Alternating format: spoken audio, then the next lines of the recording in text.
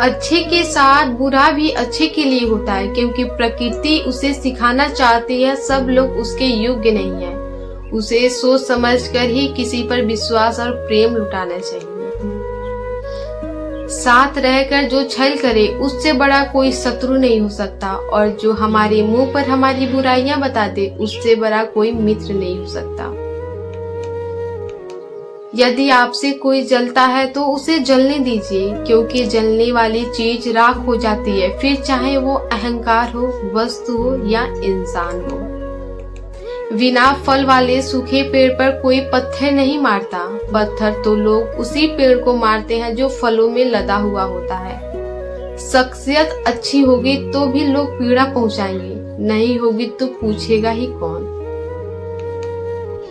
बिना वजह ली गई हाय और किसी का खाया हुआ हक जीवन में कभी न कभी आपको दुख जरूर देगा, क्योंकि कर्म वापस जरूर लौटता है। शरीर को ज्यादा मत चमकाओ, न तो गुरूर करो, क्योंकि इसे तो मिट्टी में ही मिल जाना है। चमकना है तो अपने कर्म को चमकाओ, क्योंकि इसे ही परमात्मा के घर लेकर जाना है।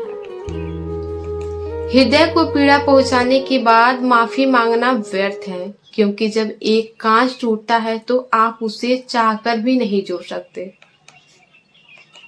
जो इंसान आपके पीड़ा को समझे, ऐसे इंसान को संभाल कर रखना, क्योंकि ऐसे लोग हाथ में दिया रखकर ढूंढने से भी नहीं मिलते। ऐसे इंसान की परवाह हमेशा करना। कमजोर लोग बदला लेते हैं, शक्तिशाली लोग माफ कर देते हैं, बुद्धिमान लोग नजरअंदाज कर देते हैं। त्याग वही करे जहां उसकी जरूरत हो। जहां पर आपकी कद्र न हो वहां पर आपका त्याग व्यर्थ है, क्योंकि दोपहर में दिया जलाने से अंधकार नहीं, दिए का वजूद कम होता है। 3 तरह के लोग हमेशा परेशान रहते हैं: वफादार, मददगार और दिल के साफ। स्वार्थी और चापलूस तो कहीं भी फिट हो जाते हैं। आप किसी के लिए केवल तब तक अच्छे हैं जब तक आप उनको काम आते रहेंगे। जैसे ही उनका स्वार्थ पूरा होगा, उनको आप में कमियां और दोष नजर आने लगेगा।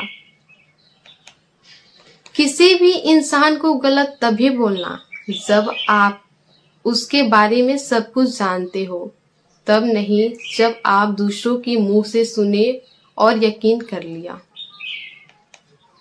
किसी को उतना ही समझना चाहिए जितना कि उसकी समझ हो, क्योंकि बाल्टी भर जाने के बाद यदि नल बंद न किया जाए तो सारा पानी व्यर्थ है।